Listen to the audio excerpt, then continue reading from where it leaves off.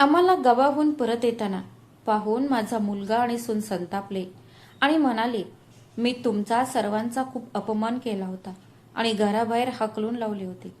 तरीही तुम्ही निर्लज्जपणे इथे आलात. आता लाथा भुक्क्यांनी मारल्यानंतरच आम्हाला सोडून जाल का? जसा आला होता तसाच निघून जा. माझ्या दारात पाऊल ठेवण्याची तुमची हिंमत कशी झाली? मी फक्त हसले. मग त्यानंतर मी असे काय केले की मुलगा आणि सून आयुष्यभर अपमान केल्याचे लक्षात ठेवतील? राघव धावत घरात आला. त्याच्या चेहऱ्यावर भीती आणि राग स्पष्ट दिसत होता. खोलीत प्रवेश करताच त्याने पत्नीला हाक मारली, अरे रिद्धिमा, लवकर इकडे ये. खूप मोठी अडचण आहे. रिद्धिमा स्वयंपाकघरातून बाहेर आली आणि आश्चर्याने विचारले, काय झालं? तू एवढा घाबरलेला का दिसतोस? राघव सोफ्यावर बसत म्हणाला, जेव्हा मी दिल्ली रेल्वे स्टेशनजवळून जात असताना अचानक मला आई आणि बाबा दिसले. ते स्टेशनच्या बाहेर उभे होते. कदाचित कोणाचा तरी पत्ता शोधत होते. त्यांनी मला ओळखण्याचा प्रयत्न करताच मी माझी बाईक घेऊन तिथून निघून आलो. ते मला फोन करत आहेत की नाही हे पाहण्यासाठी मी मागे वळूनही पाहिले नाही. रिद्धिमाचा चेहरा फिका पडला. तिने रागाने टेबलावर हात मारला आणि ओरडली, काय म्हणालास? ते दोन म्हातारे लोक दिल्लीपर्यंत आले होते? मला वाटले होते की जेव्हा आपण शेवटच्या वेळी त्यांना अपमानित केले आणि घराबाहेर काढले तेव्हा ते पुन्हा कधीही आपल्याकडे पाहण्याची हिंमत करणार नाहीत. पण असे दिसते की ते या आयुष्यात आपल्याला कधीही सोडणार नाहीत. ते आपल्या मागे लागले आहेत, जसे की ते चिकटून बसलेले द्रव्य. रिद्धिमा चिडून पुढे म्हणाली, आश्चर्य म्हणजे इतके दुःख सहन करूनही त्यांना हे समजत नाही की आपल्याला त्यांची गरज नाही. बरं, तुम्ही त्यांना लिफ्ट न देऊन पळून जाण्याचे उत्तम काम केले आहे. जर तुम्ही थांबला असता तर ते रडू लागले असते आणि पुन्हा आपल्याकडे धावत आले असते. आता त्यांना दिल्लीच्या अज्ञात रस्त्यांवर भटकू द्या. आपल्या त्यांच्याशी काही संबंध नाही. त्यांना काही फरक पडू नये. त्यांना कुठेही जाऊ द्या. फक्त आपल्या दारात येऊ देऊ नका. राघवची अस्वस्थता कमी होत नव्हती. तो खिडकीतून बाहेर पाहत राहिला, जणू त्याला भीती वाटत होती की त्याचे आई वडील त्याच्या मागे घरी येतील. रिद्धिमाकडे पाहत तो हळू आवाजात म्हणाला, रिद्धिमा, तू हे इतके हलके का घेत आहेस? कल्पना कर की ते कोणाला पत्ता विचारत असतील किंवा आपला पत्ता शोधत असतील. जर खरोखरच ते इथे आले तर आपण काय करू? ते माझे आई वडील आहेत.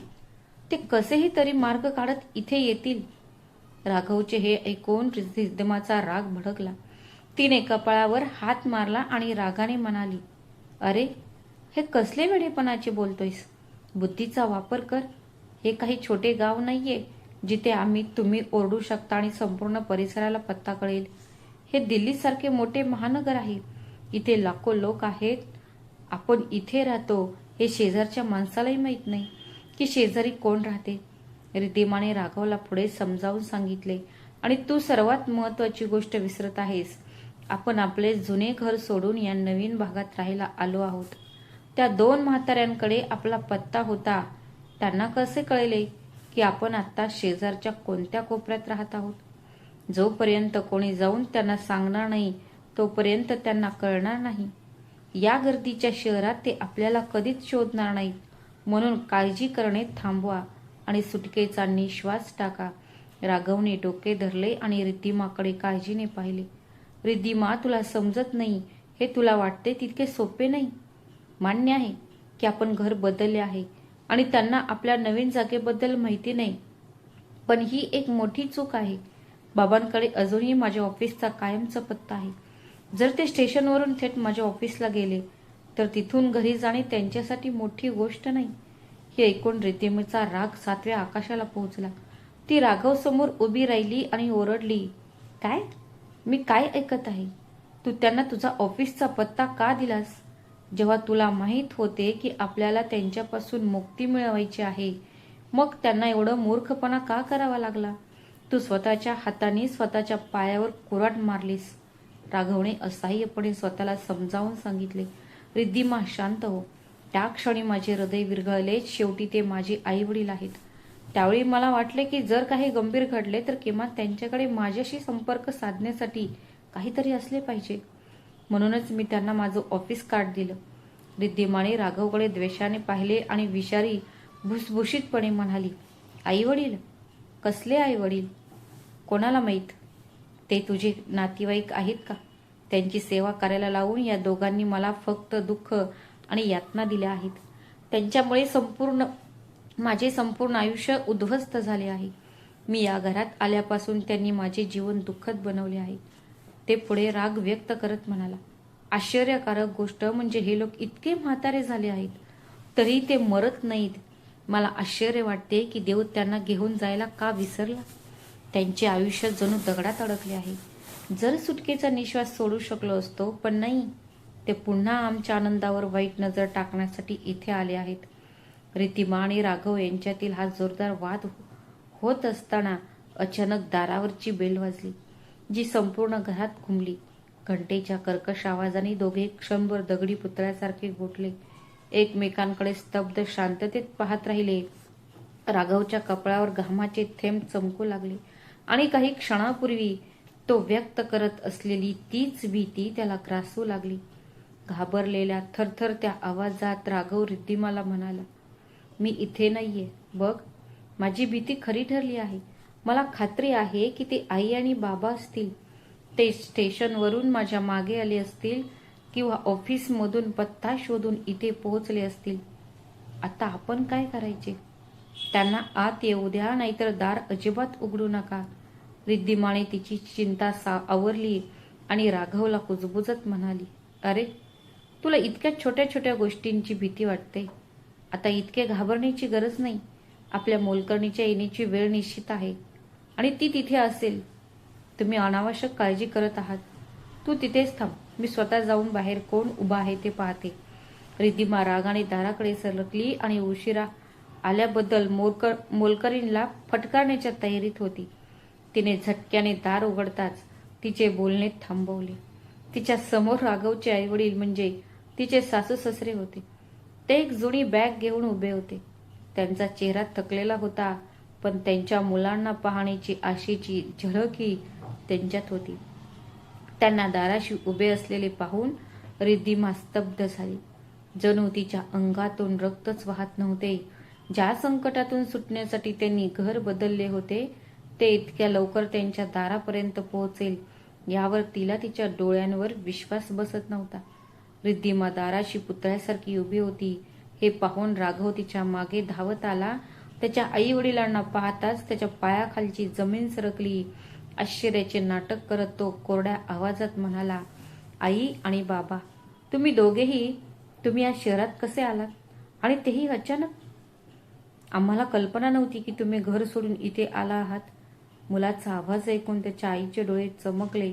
चंद्रिकाबाई तिचे अश्रू पुसत ती प्रेमाने म्हणाली, बाळा, आम्ही तुला स्टेशनवरच पाहिले होते. तू तुझ्या बाईक करून जात होतास. मला वाटले होते की तू आम्हाला पाहिले असेल आणि तुझी बाईक थांबवून आमच्याकडे येशील, पण तू न थांबता वेगाने निघून गेलास.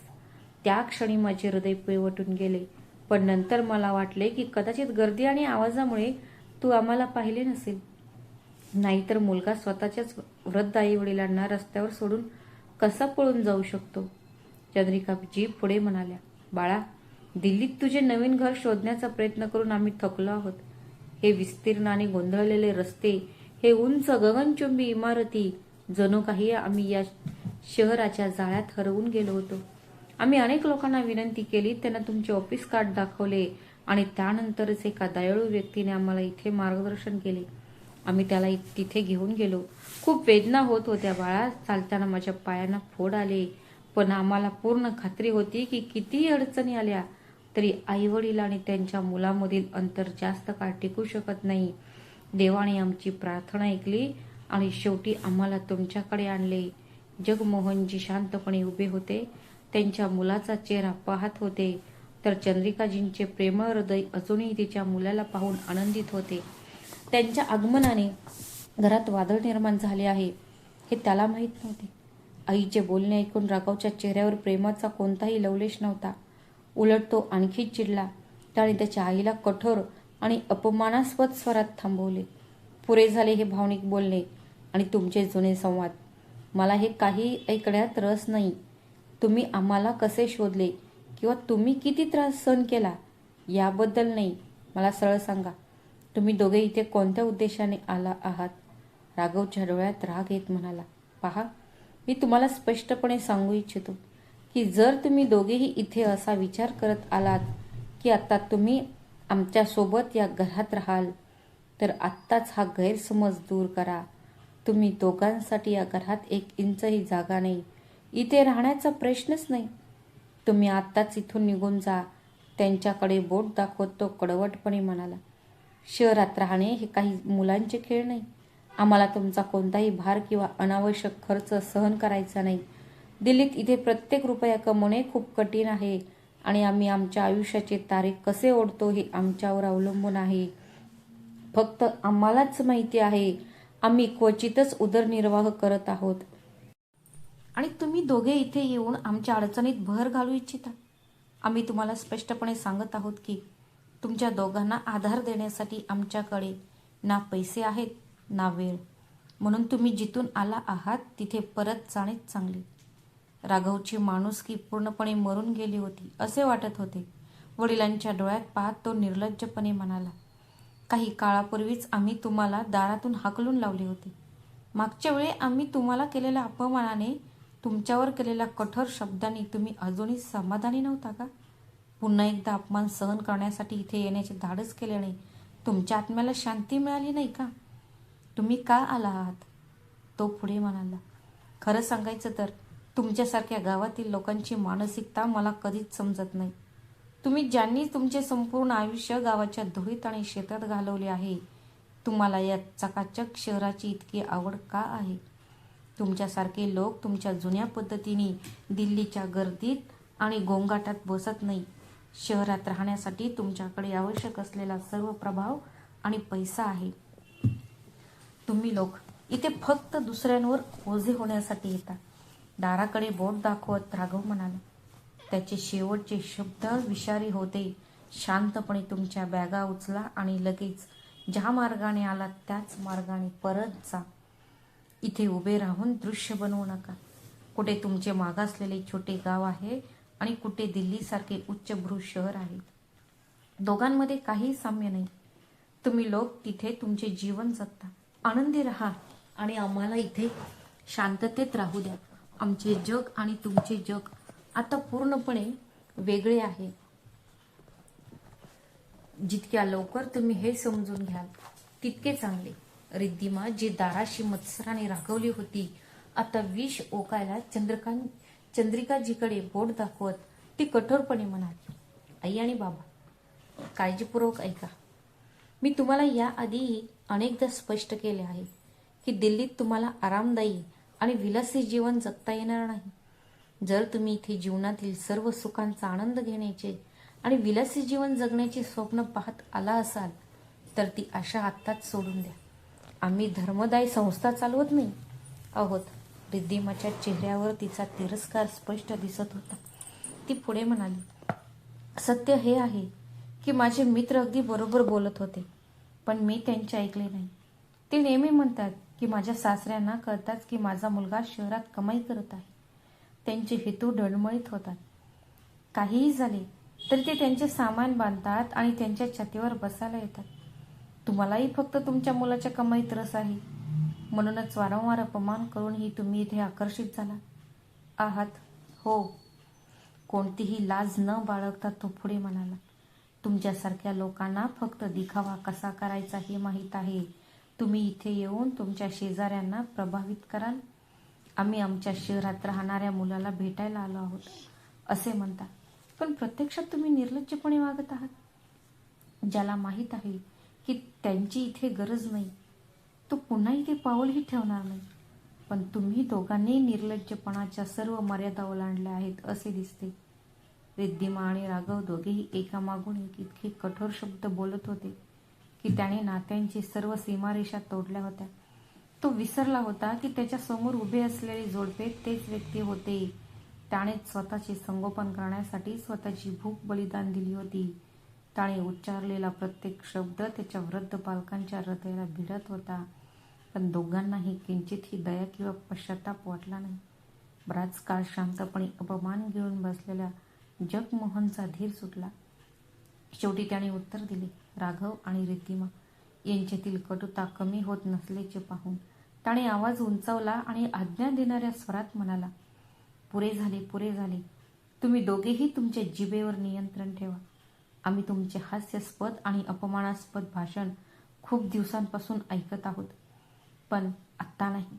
इथून पुढे जर तुम्ही आमच्याबद्दल एकही वाईट शब्द बोललात तर लक्षात ठेवा, कोणीही नसेल, तोंड बंद ठेव आणि आम्ही काय बोलतो ते लक्षपूर्वक ऐक. जगमोहनच्या डोळ्यातील भाव एक विचित्र चमक आणि आत्मविश्वास होता. त्याने राघवच्या डोळ्यात पाहिले आणि म्हणाली, तुला काय वाटतं?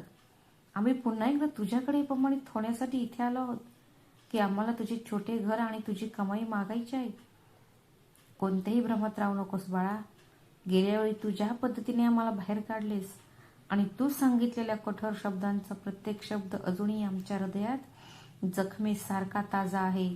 आम्ही त्या जखमा आणि तुझे वर्तन कधीही विसरलो नाही आणि विसरणारही नाही. खिशातून चमकणारी चावी काढत जगमोहन पुढे म्हणाले, आम्हाला तुमच्यासोबत राहू देण्याची विनंती करण्यासाठी आम्ही इथे आलो नाही. शहराच्या अभिमानाने मात करून तुम्ही फक्त तुमची जागा दाखवण्याचा प्रयत्न करत होता, नाही का?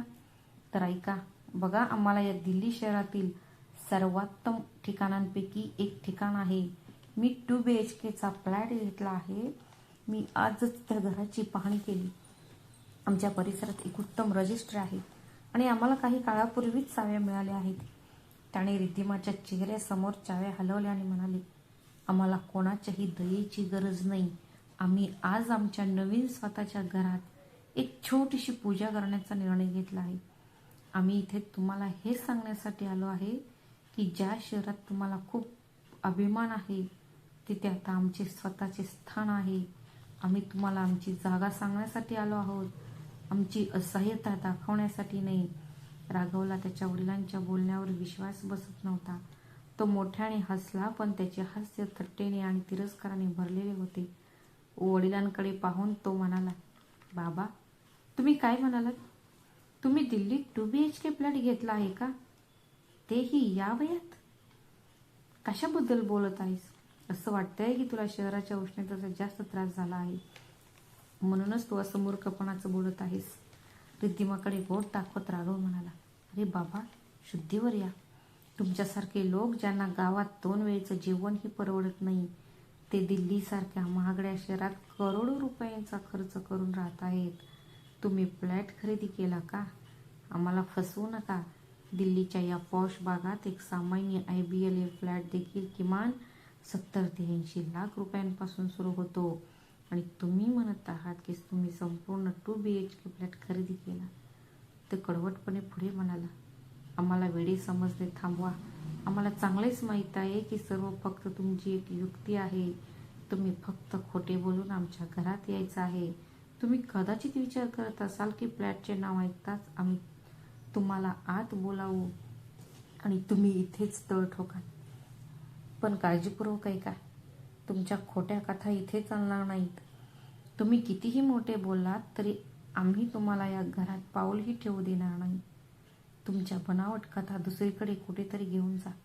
राघवचे बोलणे ऐकल्यानंतर जगमोहनजींनी कोणताही राग दाखवला नाही किंवा कोणतेही स्पष्टीकरण दिले नाही. त्यांच्या चेहऱ्यावर एक विचित्र शांतता होती, जणू काही त्यांना सत्य माहीत आहे. त्यांनी शांतपणे खिशातून एक कागद काढला आणि तो राघवला देत म्हटले, राघव, आयुष्याच्या या टप्प्यावर मी तुमच्याशी खोटे बोलेन असे तुम्हाला वाटते का? तुम्हाला वाटते का की मी फक्त गप्पा मारत आहे? ठीक आहे, जर तुम्हाला मी जे म्हणतोय त्यावर विश्वास नसेल तर हे घ्या. त्याने कागद राघवच्या हाती दिला आणि म्हणाले, या कागदात आमच्या नवीन घराचा संपूर्ण पत्ता आहे. ते आमच्या शहराच्या दिल्लीच्या एका अतिशय छान आणि सुरक्षित भागात आहे. ते इथून फार दूर नाही, फक्त काही किलोमीटर अंतरावर आहे. जर तुम्हाला वाटत असेल की तुझे वडील खोटे बोलत आहेत तर तुम्ही तुमच्या शंका दूर करण्यासाठी तिथे येऊ शकता. आमचे घर हे सर्वांसाठी खुले आहे, किमान आजच्या पूजेसाठी तरी. असे म्हणत जगमोहनजींनी चंद्रिकाजींचा हात हातात घेतला. चंद्रिकाजींच्या डोळ्यात अजूनही तिच्या मुलासाठी तळमळ होती, पण जगमोहनजींनी तिला घट्ट धरले आणि निघून जाण्यासाठी वळले. त्यांनी एकदाही मागे वळून पाहिले नाही. राघव हातात कागदाचा तुकडा धरून जागीच उभा राहिला. तर त्याचे पालक कोणत्याही आधाराशिवाय ते घराच्या पायऱ्या उतरत होते. तरीही काहीतरी वेगळं होईल अशी आशा होती. राघव आणि रिद्धिमा त्यांना जाताना फक्त पाहत होते. त्यांना अजूनही शंका होती की हे सगळं बनावट आहे, पण जगमोहनच्या जाण्याच्या पद्धतीमुळे राघवच्या मनात थोडी शंका निर्माण झाली होती. ते दोघे अशा प्रकारे निघून गेले की जणू त्यांच्या घराशी किंवा त्यांच्या रहिवाशांशी काहीही संबंध राहिला नाही. ते निघून जाताना घरात एक विचित्र शांतता पसरली. सगळं संपलं होतं. रिद्धिमाने राघवच्या हातातून पत्ता असलेला कागद हिसकावून घेतला. तिने पत्ता पुन्हा पुन्हा वाचला. मग राघवकडे पाहिला आणि संशयास्पद स्वरात म्हणाली, अरे ऐक, काय चाललंय? तुझे वडील इतके आत्मविश्वासाने कसे बोलत असतील? तुला खरंच वाटतं का की या दोघांनी इथे शहरात फ्लॅट खरेदी केला असेल? मला विश्वासच बसत नाहीये.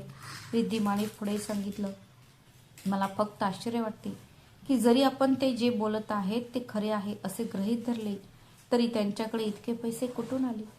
लाखो रुपये आकाशातून पडतील का?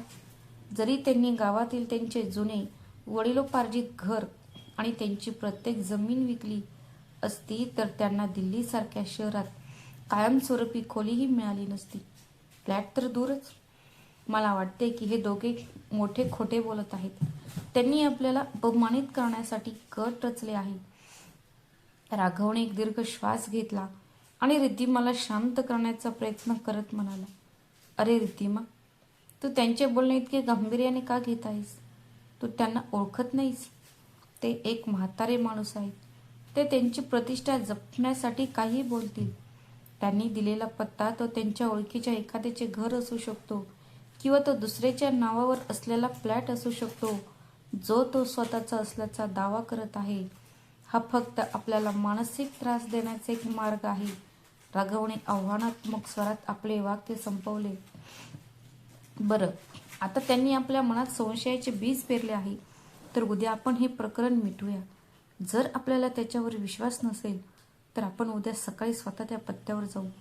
तिथे कोणत्या प्रकारचा राजवाडा उभा आहे आणि त्यांचे स्वागत कोण करते ते पाहूया. उद्या तुम्ही स्वतःच्या डोळ्यांनी सर्व काही पाहू शकाल. मग सगळं स्पष्ट होईल. मला खात्री आहे की ते तिथे उघड होतील. दुसऱ्या दिवशी सकाळी रिद्धिमा आणि राघवच्या अस्वस्थतेमुळे ते त्या पत्त्यावर आले. त्यांनी तिथे जाऊन त्यांच्या पालकांना कसे विनोद करायचे याबद्दल वेगवेगळ्या कथा रचल्या होत्या. पण जसजसे त्या भागाजवळ येत गेले तसतसे त्यांच्या हृदयाची ठोके वाढली. ते दिल्लीतील सर्वात निर्जन भागांपैकी एक होते. ते महागड्या आणि अलिशान निवासी क्षेत्रांपैकी एक होते जिथे सर्वत्र हिरवळ होती आणि मोठ्या भव्य इमारती होत्या. जेव्हा ते ज्या अपार्टमेंटबद्दल त्यांना सांगण्यात आले होते तिथे पोहोचले तेव्हा त्यांचे डोळे विस्फारले. ती एक भव्य नवीन इमारत होती. राघव आणि रिद्धिमा वरच्या मजल्यावर लिफ्टने गेली आणि अपार्टमेंटच्या दारासमोर उभे राहिल्यावर त्यांना त्यांच्या डोळ्यावर विश्वासच बसत नव्हता. संपूर्ण घर फुलांनी झाकलेले होते आणि ते रंगीबेरंगी दिव्यांनी सजवले होते. जणू काही ते प्रत्यक्षात येणारच होते. त्यांना सर्वात मोठा धक्का तेव्हा बसला जेव्हा त्यांना दाराजवळ एक चमकणारा पितळी नेमप्लेट दिसला. त्यावर ठळक सुंदर अक्षरात लिहिले होते, चंद्रिका आणि जगमोहन निवास. हे पाहून राघवचे हातपाय थंड पडले आणि रिद्धिमाचा चेहरा फिका पडला. कालपर्यंत त्यांना ओळखणारे लोक, पण आज एका आलिशान अपार्टमेंटच्या बाहेर त्यांचा नेमप्लेट अभिमानाने लटकलेला. तिचा घसा साफ करत रिद्धिमा अडकली, अरे हे हे कसे शक्य आहे? राघव, बघ, या नेमप्लेटवर खरोखर माझ्या सासू आणि सासऱ्यांचे नाव लिहिलेले आहे. मी गोंधळले आहे. हे खरोखरच त्यांचे घर आहे का? इतक्या महागड्या ठिकाणी कोणीतरी इतके मोठे खोटे कसे बोलू शकते आणि नेमप्लेट कसे लावू शकते? आपण स्वप्न पाहत आहोत का की या दोघांनी खरोखरच आपल्याला मागे सोडून इतके मोठे साम्राज्य निर्माण केले आहे? राघव शांतपणे उभा राहिला. या वास्तवाला कसे तोंड द्यावे हे त्याला कळत नव्हते. त्याच्या डोळ्यासमोरील भव्य दृश्यामुळे तो पूर्णपणे सुन्न झाला होता. त्याने आपला चष्मा समायोजित केला आणि पुन्हा एकदा नेमप्लेटकडे बारकाईने पाहिले. जणू काही त्याच्याकडे अजूनही स्वतःच्या डोळ्यांवर विश्वास बसत नव्हता. तो हळूच रिद्धिमाकडे वळला आणि म्हणाला, अरे रिद्धिमा, तू जे पाहत आहेस तेच मीही विचार करत आहे. माझ्या मनाने काम करणे थांबवले आहे. ही सामान्य इमारत नाही. ही सोसायटी शहरातील सर्वात पॉश आणि VIP भागात गणली जाते. इमारतीची रचना आणि त्यातील सुविधा पाहून राघव पुढे म्हणाला, इथे एक छोटासा फ्लॅट खरेदी करण्यासाठी आज किमान 2 कोटी रुपये खर्च करावे लागतात. इथे राहणे हे आमच्यासारख्या लोकांसाठी स्वप्न आहे. मला काळजी वाटते की माझ्या वडिलांकडे इतकी संपत्ती कुठून आली. त्यांनी त्यांचे संपूर्ण आयुष्य गावात घालवले, लहान शेती केली आणि तुटपुंजे उत्पन्न मिळवले.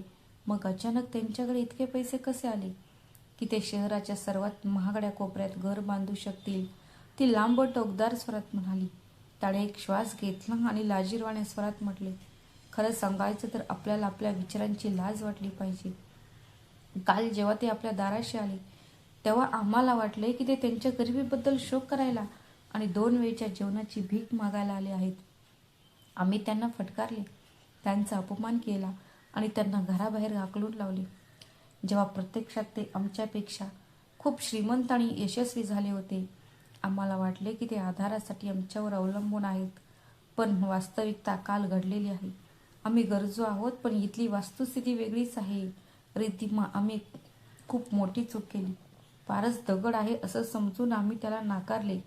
जड मनाने आणि संकोचाने राघव आणि रिद्धिमा पुढे सरसावले आणि अलिशान अपार्टमध्ये प्रवेश केला. आतील भाग बाहेरील भागापेक्षाही अधिक भव्य होता. हवा उदबत्ती आणि त्याच्या फुलांच्या सूक्ष्म सुगंधाने भरलेली होती. पंडितजींच्या मंत्राच्या जपाने संपूर्ण घर दुमदुमून गेले. ड्रॉइंग रूममध्ये प्रवेश करताच त्याला जगमोहनजी दिसले, जे सोफ्यावर आरामात बसले होते आणि त्यांनी रेशमी कुर्ता घातला होता. त्यांच्या चेहऱ्यावर तीच शांतता होती, पण त्यांच्या डोळ्यात एक वेगळ्याच आत्मविश्वासाची चमक होती. जगमोहनजींनी त्यांच्या मुलाला पाहताच आणि त्यांच्या सुनेला पाहताच त्यांच्या चेहऱ्यावर हलकेसे हास्य उमटले. त्यांनी त्यांच्या पत्नीकडे पाहिले, हाक मारली, अरे चंद्रिका, इकडे बघ कोण आले. आपली मुलं अखेर आपलं नवीन घर बघायला आली आहेत. आधी त्यांना पूजा प्रसाद दे. शेवटी आज आपल्या आयुष्यातील खूप मोठा दिवस आहे. चंद्रिका एका सुंदर थाळीत प्रसाद घेऊन आली.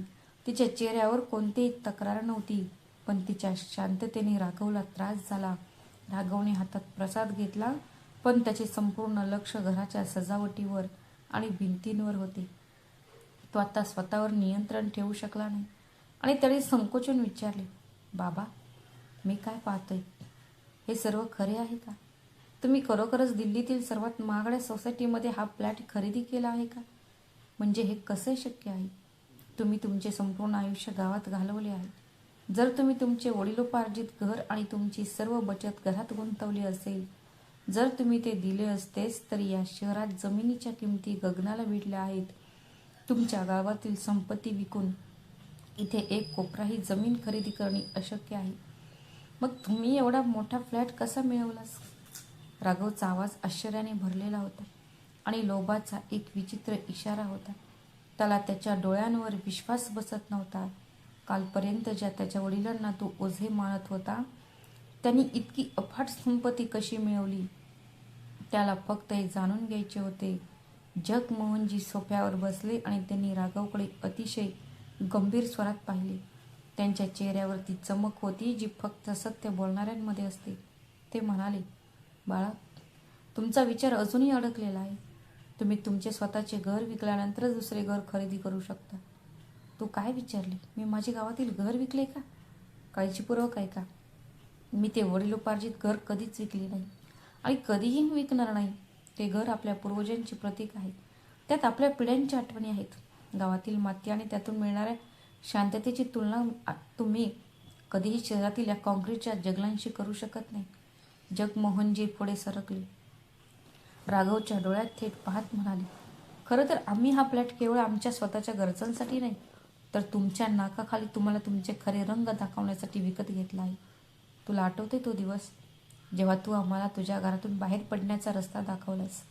तू अभिमानाने सांगितलेस की आमच्यासारख्या जुन्या गावातल्या लोकांना या आलिशान शहरात राहण्याची माझी क्षमता नाही. घर खरेदी करणे तर दूरच. तुमच्या त्या शब्दांनी माझा स्वाभिमान खूप दुखावला आहे. तो खोलीभोवती हात फिरवत म्हणाला, आज पहा, शहरात तुम्हाला खूप अभिमान होता, पण त्याच शहरातील सर्वात आलिशान आणि महागड्या भागात आमचा स्वतःचा फ्लॅट आहे. तुम्ही आम्हाला आमची जागा दाखवली, पण आज निसर्गाने तुम्हाला आमचे खरे रंग दाखवले आहेत. खरं तर आम्ही इथे फक्त हे पाहण्यासाठी आलो होतो की या शहराच्या हवेत कोणत्या प्रकारचे विष मिसळले आहे जे जिवंत माणसाला दगड बनवते. या चमकदार जागेत अशी काय जादू आहे की एका मुलाने शहरातील 2 खोल्यांच्या अपार्टमेंटमध्ये पोहोचल्यावर तो त्याच्या वृद्ध आईवडिलांना विसरतो, ज्यांनी त्याला त्याचे बोट धरून चालायला शिकवले होते. आज आपल्याला समजते की इथे पैसा ही एकमेव गोष्ट आहे जी माणसाकडे आहे. खूप काही आहे, पण माझं हृदय पूर्णपणे रिकामे आहे. राघवच्या चेहऱ्यावर आता पश्चातापापेक्षा चिंता आणि कुतूहल जास्त दिसत होते. त्याच्या मनात अजूनही तोच प्रश्न घोळत होता. एवढी मोठी रक्कम कुठून आली? त्याने संकोचून पण उत्सुकतेने विचारले, बाबा, तुम्ही जे म्हणता ते खरे आहे, पण एक गोष्ट मला समजत नाही. तुम्ही तुमचे गावातील घर विकले नाही, पण तुम्हाला 1 ते 1.5 कोटी रुपयांचा एवढा मोठा निधी कुठून मिळाला? तुम्ही आयुष्यभर एक साधा शेतकरी आणि सरकारी पेन्शनधारक आहात. तुम्ही काही जुनी लॉटरी जिंकली का? की तुमच्या गावातील जमिनीची किंमत एका रात्रीत करोडोंवर पोहोचली? राघव थांबला आणि अलिशान आतील भाग आणि महागड्या फर्निचरकडे पाहिले आणि नंतर प्रश्नार्थक स्वरात म्हणाला, आणखी एक गोष्ट, जर तुम्हाला दिल्लीचा गोंगाट, गजबज आणि या कृत्रिम शहराची हवा इतकी आवडत नसेल, तर तुम्ही इथे इतके पैसे का गुंतवले? जेव्हा तुम्हाला गावावर प्रेम आहे, तेव्हा इतकी महागडी गुंतवणूक करण्याचा अर्थ काय होता? तो बोलत असताना राघवची नजर रिद्धिमाच्या नजरेला भिडली आणि त्याच्या मनात एक दुष्ट विचार आला. त्याने त्याचा आवाज मंद केला आणि त्याला आणखी खुशामत केली, बाबा, मी काय म्हणतो आहे की तुम्ही हा अलिशान 2 BHKचा फ्लॅट फक्त तुमच्या दोघांसाठीच खरेदी केला आहे का? बघा, आपण सर्वजण आता दिल्लीत आहोत. मग आपण मागील द्वेष विसरून नव्याने सुरुवात का करू नये? हा फ्लॅट खूप मोठा आहे. आपण सर्वजण या अलिशान घरात एकत्र राहू शकत नाही का? शेवटी कुटुंब एकत्र असणे चांगले नाही. राघवच्या शब्दातून आता लोभाचा वास स्पष्ट दिसत होता. काल जो मुलगा आपल्या आईवडिलांना घरात येण्यापासून रोखत होता, तो आता त्यांच्याच घरात वाटा मागण्याची तयारी करत होता. त्याच्या नजरा आता जगमोहनच्या उत्तरावर गेल्या होत्या. त्याच्या वडिलांचे हृदय पुन्हा एकदा वितळते का ते पाहण्यासाठी राघवच्या तोंडातून एकत्र राहण्याचे शब्द बाहेर पडले की नाही. राघव, एकत्र राहा, हे ऐकून जगमोहनचे भाऊ लगेच बदलले. त्यांनी डोळे मिचकवले आणि खोल भेदक नजरेने राघवकडे पाहिले. ते बराच वेळ पूर्णपणे शांत राहिले, जणू काही त्यांच्या मूर्ख मागे लपलेले राघवचे लोभी मन वाचण्याचा प्रयत्न करत होते. खोलीत एक मोठी शांतता पसरली. फक्त गटाराची टिपटिक ऐकू येत होती. जगमोहनजी त्या शांततेमुळे राघव खूप अस्वस्थ झाला. त्याला वाटले की त्याचे वडील भावनिक होत आहेत, म्हणून त्याने आपला वेग वाढवला. त्याच्या आवाजात वेदना आणि जडपणा जाणवत होता. तो म्हणाला, बाबा, तुम्ही गप्प का आहात? तुम्हाला वाटते का की आम्ही तुमच्यावर प्रेम करत नाही? खरं तर बाबा, मी तुम्हाला एक गोष्ट सांगतो. तुम्हाला त्या छोट्या घरात ठेवण्यात आम्हाला खूप अडचण आली.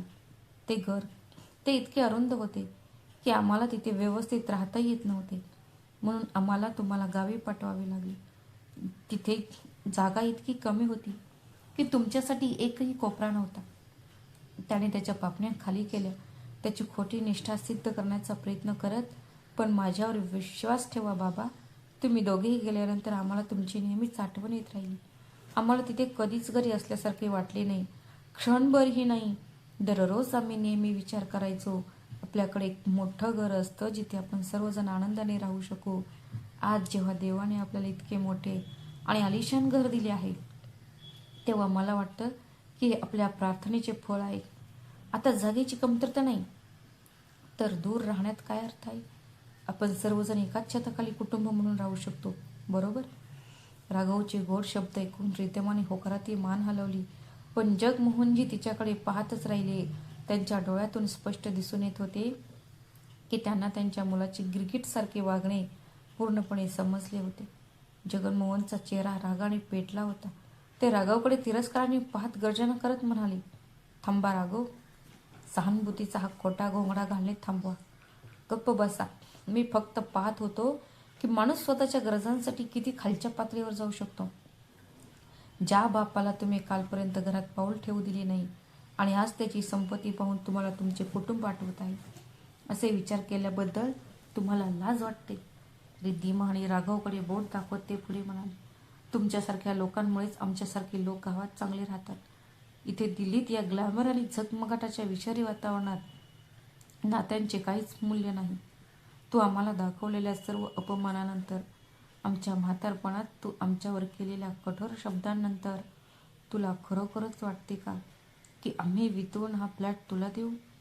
कालपर्यंत आम्ही तुझ्या नजरेत भिकारी होतो आणि आता परिस्थिती बदलली आहे. तो गिरगिटासारखे रंग बदलत आहेस. कोणताही मुलगा त्याच्या वडिलांना असे अनादर करणारे बोलेल का? हो ना, आम्ही तुला वाढवलं, पण आमच्या मुलाने कधीच इतक्या वाईट सवयी लावल्या नाहीत. खोलीत शांतता पसरली. मग जगमोहनजींनी राघवला गोंधळात टाकणारे रहस्य उलगडले. ते शांतपणे म्हणाले, तुम्हाला हे जाणून घ्यायचे होते की पैसे कुठून आले, नाही का? तर ऐका. गावात आमची एक छोटीशी ओसाड जमीन होती जी तुम्ही निरुपयोगी मानत होता. सरकार तिथे एक मोठा कारखाना बांधत आहे. सरकारने आम्हाला जमिनीच्या मोबदल्यात कोट्यवधी रुपये दिले. त्या पैशाच्या थोड्याशा भागाने आम्ही हा फ्लॅट खरेदी केला. जगमोहनजींनी त्यांचे भाषण कडवट स्वरात संपवले.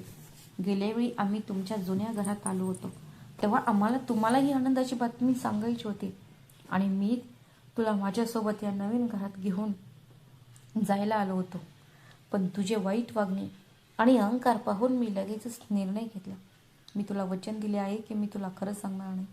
जर माझ्याकडे पैसे नसतील तर तू माझा किती आदर करशील हे मला पाहिजे होते.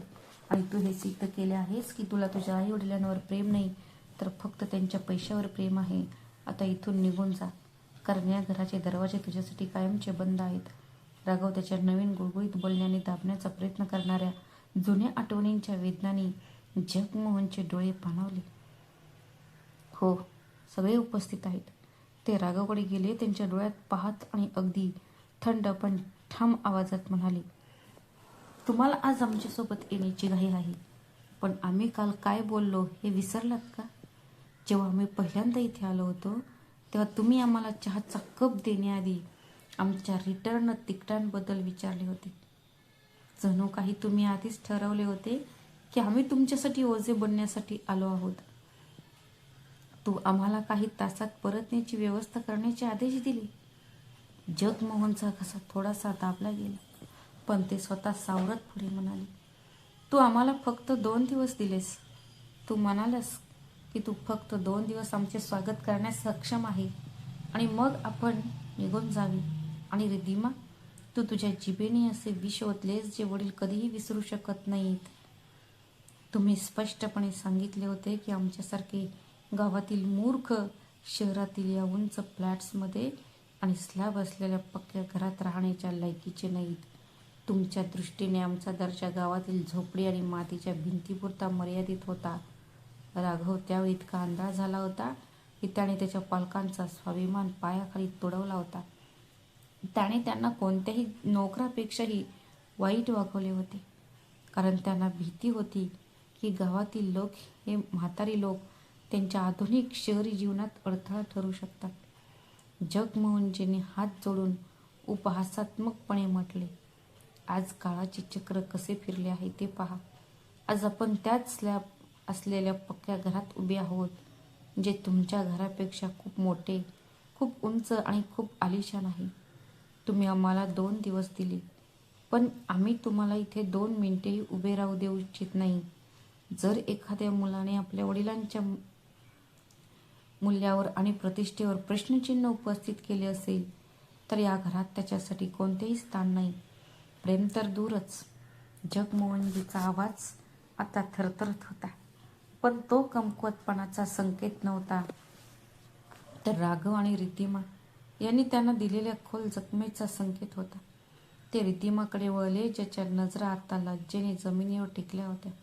जगमोहनजी म्हणाले, चंद्रिकाजी, आजारी असतानाचा दिवस मी कसा विसरू? ती बिचारी तापाने जळत होती आणि तिने फक्त तुला म्हणण्याचे धाडस केले, रिद्धिमा, आज जेवण बनव माझ्यात उभे राहण्याची ताकद नाहीये. ते राघवकडे द्वेषाने पाहत म्हणाली, मग तू काय म्हणालीस रितिमा? तू तिच्यावर निर्दयपणे ओरडलीस. आईशी म्हातारी तू काम टाळत आहेस. आजारपणाबद्दल तू नवीन तक्रारी करत आहेस. तुझी कटुता ऐकून बिचारी चंद्रिकाला धक्का बसला. तिच्या डोळ्यात अश्रू आले आणि ती बेशुद्ध पडली आणि अशक्तपणामुळे जमिनीवर पडली. त्या क्षणी मला वाटले की कदाचित माझा मुलगा धावत येऊन त्याच्या आईची काळजी घेईल. जगमोहनजींचा चेहरा रागाने लाल झाला.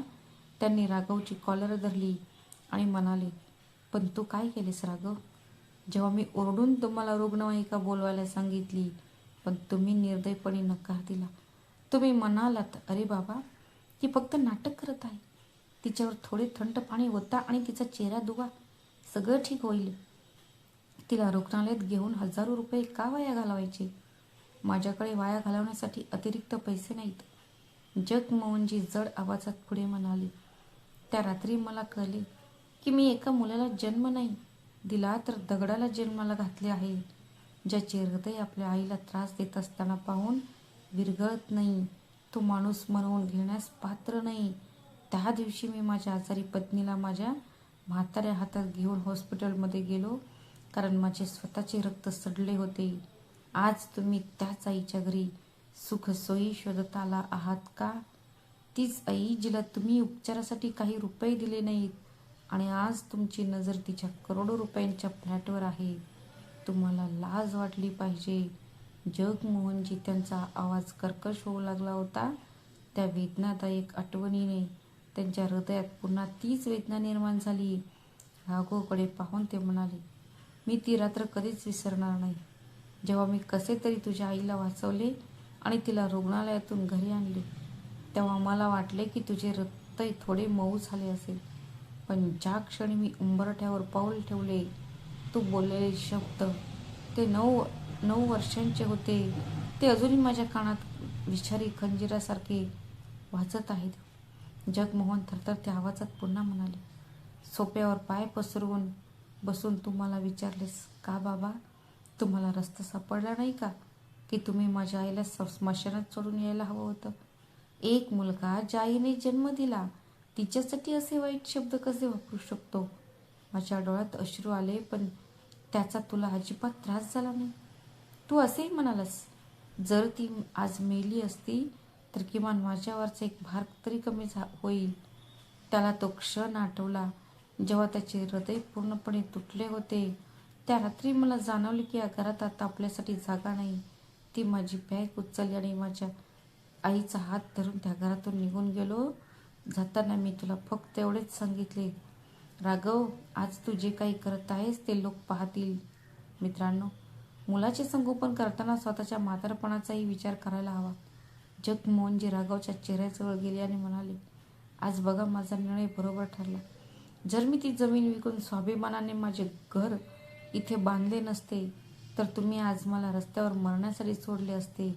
ज्या मुलाला त्याच्या आईच्या मृत्यूची प्रार्थना करायची, त्याला आज त्याच्या आईच्या घरी होणाऱ्या पूजेचा प्रसादही घेता आला नाही. तुला कधीच अधिकार नाहीये. आता इथून शांतपणे निघून जा. माझा धीर सुटण्याआधीच निघून जा. जगमोहनजींनी राघवच्या चेहऱ्यावरील बदलणारे भाव लक्षात घेतले होते. त्यांना माहीत होते की त्यांचा मुलगा फक्त पैशाची भाषा समजतो, भावनांची नाही. त्यांनी एक दीर्घ श्वास घेतला आणि आपला आवाज थोडा शांत करत म्हटले, राघव, जर तू त्यावेळी आमच्याशी माणुसकीने चांगले वर्तन दाखवले असतेस तर आज हे सर्व तुझे झाले असते. एक बाप आयुष्यभराची कमाई आपल्या मुलांसाठी वाचवतो, पण तू जे केलंस त्यानंतर माझा तुझ्यावरील विश्वास पूर्णपणे उडाला आहे. जगमोहनजींनी खोलीभोवती नजर टाकली आणि मग एक मोठा प्रस्ताव मांडला. बरं, हा फ्लॅट अजूनही तुझा असू शकतो. मी तो तुला देऊ शकतो, पण माझी एक कठोर अट आहे. तुला 6 महिने आमच्यासोबत या घरात राहावे लागेल आणि मनापासून आमची सेवा करावी लागेल. तुला घरातील सर्व कामे करावी लागतील, आमची काळजी घ्यावी लागेल आणि तक्रार न करता आमच्या प्रत्येक गरजा पूर्ण कराव्या लागतील. 6 महिन्यानंतर मला वाटले की तू खरोखरच सुधारला आहेस, तर मी आलिशान फ्लॅटच्या चाव्या आणि त्याची कागदपत्रे तुझ्या नावावर करेन. फ्लॅट आणि मालकी हे शब्द ऐकून राघव आणि रिद्धिमाचे डोळे चमकले. त्याचे हृदय आनंदाने भरून आले. पश्चातापाऐवजी कोट्यावधी रुपयांच्या मालमत्तेचे आकर्षण वाढू लागले. रिद्धिमाने राघवकडे हातवारे केले आणि राघव लगेचच होकार दिला. लोभाने त्याला इतकी मात दिली की राघवने विचार न करता आणखी एक कठोर पाऊल उचलले. त्याला वाटले, आता तो एवढ्या मोठ्या घराचा मालक होणार आहे, तर त्या लहान जुन्या घराची काय गरज आहे. त्याने लगेचच त्याच्या जुन्या घराचा करार केला आणि ते विकले. त्याला वाटले की आता तो आणि रिद्धिमा दिल्लीतील या अलिशान फ्लॅटचे मालक होतील. जगमोहनजींची अट आणि ही त्यांनी आखलेल्या एखाद्या भव्य योजनेची खूण आहे याची त्याला कल्पना नव्हती. त्यालाही वाटा मिळू शकतो. तो स्वतःच्या लोभात अडकला होता. 6 महिने उलटून गेले होते. त्या 6 महिन्यात राघव या अलिशान फ्लॅटची मालकी घेण्यासाठी उत्सुक असलेल्या रिद्धिमाने जगमोहन आणि चंद्रिकाची मनापासून सेवा केली. घर झाडू मारण्यापासून ते भांडी साफ करण्यापर्यंत तिने सर्व काही केले, फक्त त्या एका मौल्यवान कागदासाठी. शेवटी तो दिवस आला. जगमोहनजीने त्यांच्या वकिलाला घरी बोलावले आणि मृत्यूपत्रे टेबलावर ठेवली. जगमोहनजी गंभीर स्वरात म्हणाले, राघव, आज तुझी परीक्षा संपली आहे. मी वचन दिल्याप्रमाणे मी माझे घर कायदेशीररित्या तुम्हाला हस्तांतरित करत आहे. हे कागदपत्रे, त्यावर स्वाक्षरी झाली आहे. आत्तापासून तुम्ही तुमचे घराचे मालक आहात. राघव खूप आनंदी झाला. त्याने वकिलाच्या हातातून फाईल घेतली आणि कागदपत्रांमधील मजकूर वाचता वाचता त्याचा चेहरा फिका पडला. त्याचे हात थरथर कापू लागले आणि तो ओळखला. हे काय आहे बाबा? त्यावर गावातील त्या जुन्या मोडकळीस आलेल्या घराचा पत्ता लिहिलेला आहे. दिल्लीत माझ्या 2 अलिशान 2 BHK फ्लॅट कुठे आहे? जगमोहन त्यांच्या जागेवरून उठले. एक हास्य ज्याने राघवला हृदयापासून हादरवून टाकले. ते थंडपणे म्हणाले, बाळा, मी कधीही म्हटले नव्हते की हा फ्लॅट तुला हस्तांतरित करेन. मी म्हटले होते की माझे घर तुला हस्तांतरित करेन आणि तेच माझे एकमेव घर आहे, गावच्या मातीत बांधलेले. त्यानंतर त्याने एक बॉम्बस्फोट उडाला ज्याने राघव आणि रिद्धिमा यांचे पाय हिरावून घेतले. या आलिशान फ्लॅटबद्दल ऐका. हे घर आमचे नाही. आम्ही ते फक्त 6 महिन्यांसाठी भाड्याने घेतले होते. त्यासाठी खूप भाडे भरले होते. सरकारकडून मिळालेल्या भरपाईचा मोठा भाग आम्ही तुमच्या शहरी अभिमानाला धक्का देण्यासाठी हे नाटक रचण्यासाठी खर्च केला. तुला आंधळे करणारे तेजस्वी आणि ग्लॅमर किती पोकळ होते हे आम्हाला तुला कळवायचे होते. राघवच्या डोळ्यात पाहत जगमोहनने शेवटचा प्रहार केला. राघव, तू लोभामुळे तुझे स्वतःचे घर आधीच विकले आहेस. आता तुला दिल्लीतील राहण्यासाठी जागा नाही आणि तुझ्या खिशात पैसेही नाहीत. आता तुझे तोंड लपवण्यासाठी फक्त एक गावातील ते जुने घर उरले आहे. तू एकदा याला अशिक्षित लोकांचे ठिकाण म्हटले होतेस. आता तिथे जा आणि त्यांच्याच मातीत तुमचे उर्वरित आयुष्य जगा. आज त्याच चेहराने तुम्हाला रस्त्यावर आणले आहे. राघव आणि रिद्धिमा दगडाच्या पुतळ्यासारखे उभे राहिले. त्यांच्या लोभाने त्यांना परत आणण्याचे न येण्याचे टप्प्यावर आणले होते. राघवचा चेहरा रागाने पेटला होता. त्याची सर्व बचत आणि घर गमावल्याचे दुःख त्याच्यावर ओझे होते. तो गर्विष्ठपणे बोलू लागला. दात खात तो जगमोहनजींकडे पाहत ओरडला, बाबा, तुम्ही तुमच्याच मुलावर अशी युक्ती केली. तुम्ही मला रस्त्यावर सोडले, पण लक्षात ठेवा, तुम्ही माझे घर हिसकावून घेतले म्हणून आता तुम्ही बेघर आहात. आता हा भाड्याचा फ्लॅट तयार होताच तुम्हालाही रस्त्यावर यावे लागेल आणि तुम्ही ते लिहून ठेवू शकता. मी तुम्हाला माझ्यासोबत घेऊन जाईन, माझी सावली. मी मला हातही लावू देणार नाही. तुम्ही दोघे आता रस्त्यावर भीक मागत बसाल. राघवचा हा उद्धटपणा जगमोहनजींनी त्या द्वेषपूर्ण शब्दांनी जराही त्रास झाला नाही. त्यांच्या चेहऱ्यावर एक अढळ शांतता होती. त्यांनी चंद्रिकाजींचा हात धरला, राघवकडे पाहिले आणि मोठ्या स्वाभिमानाने म्हणाले, बाळा, तुझी विचारसरणी आपल्याला बदलायची गरज आहे. तुला असे वाटते का की ज्या वडिलांनी तुला वाढवले आणि तुला या टप्प्यावर आणले त्याला स्वतःच्या सुरक्षेची व्यवस्था कशी करायची हे माहीत नसावी? आता आम्हाला तुमच्यासोबत राहण्याची इच्छा नाही आणि गरजही नाही. जगमोहनजींनी पुढे असा निर्णय जाहीर केला ज्यामुळे राघवच्या उर्वरित आशा धुळीस मिळाल्या. ते म्हणाले, सरकारकडून मिळालेल्या भरघोस भरपाईतील प्रत्येक रुपया आम्ही एका उदात्त कार्यासाठी राखून ठेवला आहे. आम्ही ते सर्व काही वृद्धाश्रमाला दान करत आहोत.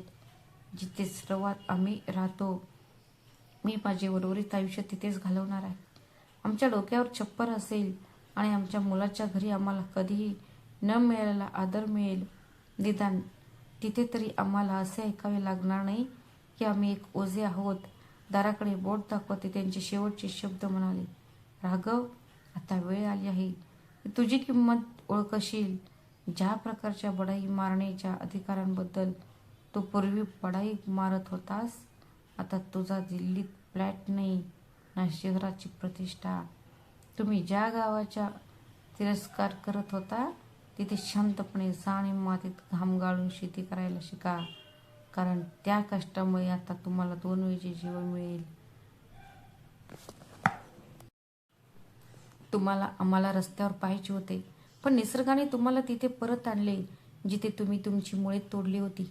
राघव आणि रिद्धिमा त्यांच्या छोट्या पिशव्या घेऊन डोके झुकवत त्या अलिशान फ्लॅटमधून बाहेर पडले. चंद्रिका डोळ्यात अश्रू घेऊन त्यांच्या मागे उभी होती, पण जगमोहनचा चेहरा एका विजेत्याच्या समाधानाने भरलेला होता. आज त्याने केवळ त्याच्या अपमानाचा बदला घेतला नाही, तर त्याच्या मुलाला त्याच्या आयुष्यातील सर्वात मोठा धडाही शिकवला होता. राघव आणि रिद्धिमा त्या आलिशान अपार्टमेंटच्या पायऱ्या उतरताना खूप निराश झाले होते. आता त्यांच्याकडे कोणतेही नियोजन नव्हते आणि कोणतेही ध्येय नव्हते. जड अंतकरणाने त्यांनी त्यांचा पराभव स्वीकारला. ते दोघेही त्यांच्या उरलेल्या बचती गोळा करून गावाकडे निघाले.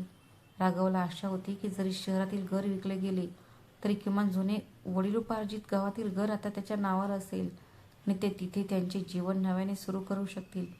पण ते धुळीने माखलेले गावाच्या रस्त्यावर पोहोचताच त्यांना धक्का बसला. त्यांच्या जुन्या घरासमोर एक नवीन फलक लावण्यात आला होता आणि तिथे ते कुटुंब तिथे राहत होते. राघवने चौकशी केली तेव्हा त्याला कळले की जगमोहनने कागदपत्रे राघवच्या नावावर हस्तांतरित करण्यापूर्वीच घर एका सामाजिक संस्थेला विकले होते आणि विक्रीतून मिळालेले सर्व पैसे दान केले होते. राघवच्या हातात असलेले कागदपत्र कायदेशीर अडचणींपेक्षा जास्त काही नव्हते. आता राघव आणि रिद्धिमा यांना शहराचे ग्लॅमर किंवा गावाची मुळे नव्हती. त्यांना त्याच गावातील घरात राहायला भाग पाडण्यात आले. त्यांना बाहेरील भागात एक लहान ओलसर 2 खोल्याचे अपार्टमेंट भाड्याने घ्यावे लागले. ते दिल्लीतील कोट्यावधी डॉलर्सच्या अपार्टमेंटचे स्वप्न पाहत होते आणि आता त्यांना तुटलेल्या छताखाली रात्री काढाव्या लागत होत्या. गरिबी आणि गरिबीने त्यांच्यातील तथाकथित प्रेम देखील नष्ट केले होते. त्या छोट्या घरातील शांतता आता ओसाड आणि टोमण्यांनी बदलली होती. राघव रिद्धिमाला तिच्या पैशांसाठी शाप देत असे, तर राघव रिद्धिमाच्या लोभाला दोष देत असे.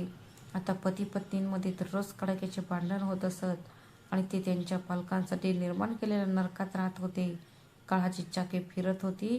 ज्या पालकांना त्यांनी एकमेकांसाठी ओझे म्हटले होते ते आता सन्मानाने जगत होते आणि जे स्वतःला शहाणे शहराचे स्वामी मानत होते ते आता स्वतःची ओळख शोधण्यासाठी संघर्ष करत होते. राघवला त्याच्या पायाखाली जमीन पालकांना बेघर करायचे होते, पण शेवटी तो स्वतःच बेघर झाला. निसर्गाचा न्याय अगदी अचूक आहे.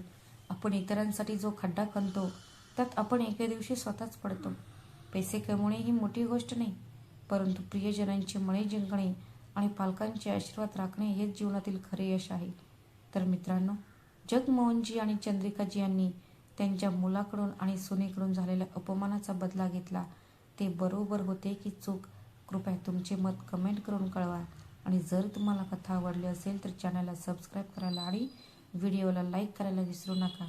पुन्हा भेटू एका नवीन कथेसह. तोपर्यंत स्वतःची आणि तुमच्या प्रियजनांची काळजी घ्या. श्री स्वामी समर्थ. धन्यवाद.